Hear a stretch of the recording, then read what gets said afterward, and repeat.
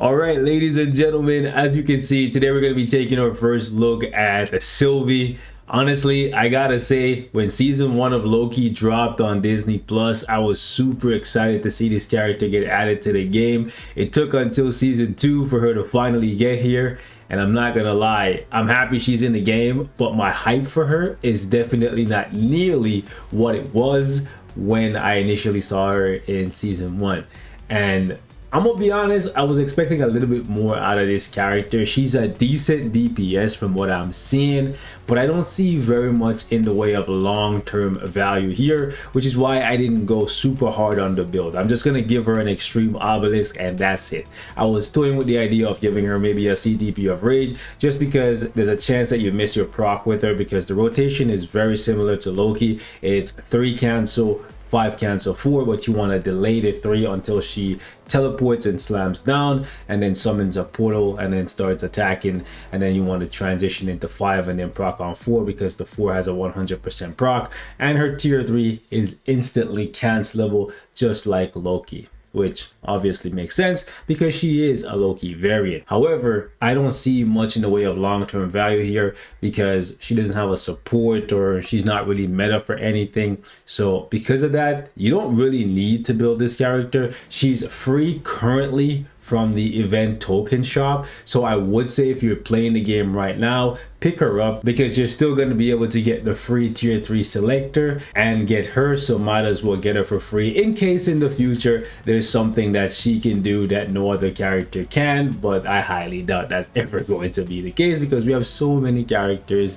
so it's very unlikely that will ever be the case. But after this event ends, she's going to become a paywall character that you can only get access to by spending money. However, I don't think anyone is going to be missing out if, well, unless they watch the show later on and they're like, oh, I really like this character, I don't want to play with her. But outside of that, you're not going to be stuck on any piece of content if you don't have SYLVIE. Anyways, I'm going to show you guys how she performs. We're going to jump in here and do a little showcase. It's been a while since I've showcased a character that does not have tier 4 because, truthfully speaking, I've been kind of slacking on them. I didn't do a showcase for Man Thing, and there's quite a few other characters that I've just, like Kamala Khan, when Shuri got her Black Panther uniform, because like they didn't really move the needle and they didn't really become super meta for anything, so I was just like, what's the point?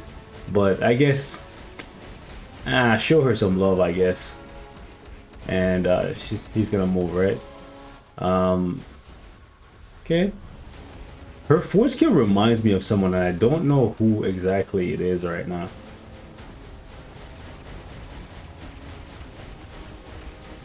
Like, the damage is decent for a proc, but who has a blast, an energy blast at the end of one of their skills? Because that's what's the way how the I lost the proc there. The way her force skill ends with that energy blast at the very end, that reminds me of someone, and I can't put my finger on it. It's a character that I've played with in the past, and it's gonna bug me now. Let me know in the comments, like, if the force skill definitely is like that, the way how it ends is copied from someone, and I can't remember who they are in the moment right now. It's gonna bug me, and I'm gonna figure it out later. Who the heck is okay, it's gonna fly up. Yeah, there we go, we got the proc.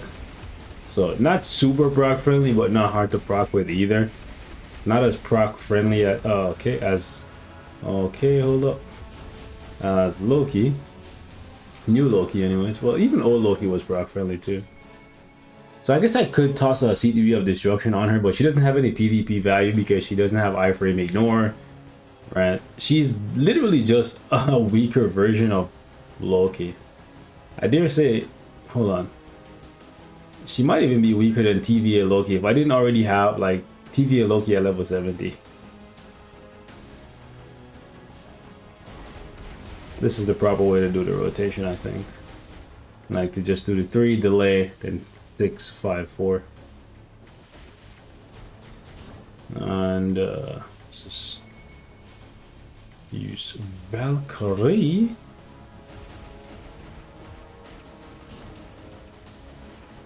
2 awakened skills back to back, chain them things up.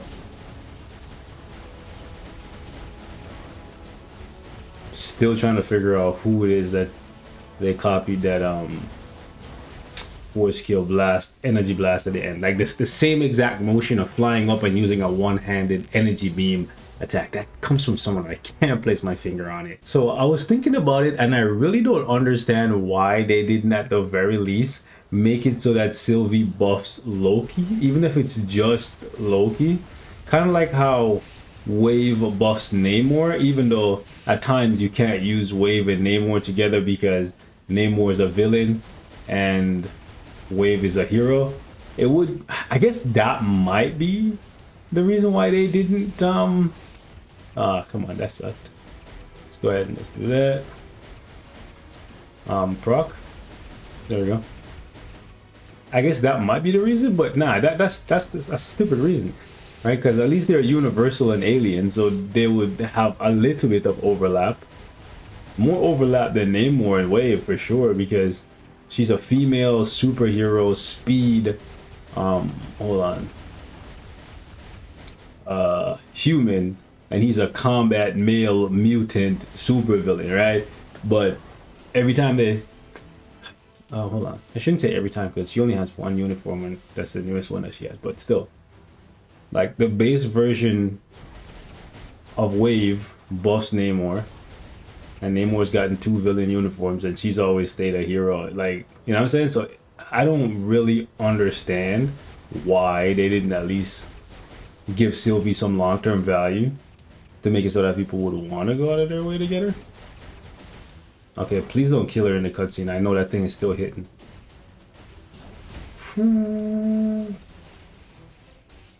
Okay. I think I might have only survived there because it's a low stage.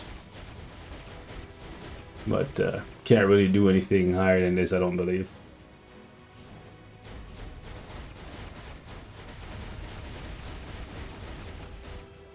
I'm looking at this and I think she might actually be weaker than characters like Jane Foster, and Jane is like a year old at this time, right? Like at least a year old. Can't remember when Love and Thunder came out, but is she? Yeah, actually, yeah, she is, because since then we've gotten like swords, and my swords aren't the greatest, they're like base swords, but like my conqueror levels are, there's lots of things that are different than they were previously that would make it so that she should be faster than she is, and she's not. So I guess I can't say she's like a good DP. Can I say she's a good DPS? Like, she's easy to play, she's not frustrating, like her survivability is decent, right? The damage is decent, but there's just so many characters and so many good uniforms in the game right now that we're getting to the point where we're oversaturated, and the only way I can see this being rectified is if they create limited time content that alienates specific types of characters and give good rewards. Like, you know how they do like the monthly world boss, the mini world boss thing where you get the Odins and whatnot? If they do that, make it hard and then give out tier 4 materials and say, okay, this month you can only use, since this update was this last update was about Loki, and Loki's an alien universal, right? They could say, okay, day 1 of the event you can only use, I don't know, tier 3 specifically universal characters, and then day 2 of the event you can only use alien specific tier 3. You know what I'm saying? Like, alienate a section, different factions, and make other characters good for a limited time, and then give out good rewards. That would make it so that a lot of characters have value that would otherwise get overlooked. You know what I'm saying? That's something easy they could do. Like, okay, we're gonna give out, I don't know, 500 extra, like, have an event, you know, beat this boss 5 times over the course of the event. You get, hold on, boom, boom, boom. over the course of the event, you beat this boss 5 times, you get an extra 1,000. That might be too much. I don't know if they want to give it 1,000, but you know what I'm saying? Or 500 tier 4 materials of your choice. But you have to use specific characters, whether they're humans, not humans, aliens, etc. Like, that would be cool, right? I think that would definitely, I'm gonna get hit here. It's okay. That would definitely spice things up, and I missed the prod there because, dog, relax, bro.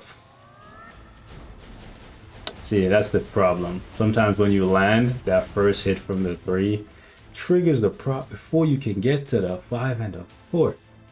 But it is what it is. Like, I don't think she's a bad character, but I don't see a reason to invest heavily in her. I would say get her for your roster, get her for the extra Shadowland token, right? Because every character that you can get to tier 2 at the very least is extra tokens from Shadowland, which can equate to tier 4 materials or a CTP every couple months or so. So it makes sense to ultimately build out your roster for that. But I think they need to give people a little bit more incentive to go the extra mile, get them to tier 3 at least, or awaken them if they're awakened characters. Like, she's not bad, but at this point you're just building to collect and use maybe 2 or 3 times in the month that they get released, whoever the character is, and then sit on the shelf for, I don't know, years until they get another uniform or upgrade. I think that's kind of silly, but that's just me. Y'all leave me your thoughts in the comments. That's my first look on SYLVIE. By the way, guys, y'all want to see some Captain Marvel content? Let me know in the comments, okay? Because I might give it to you.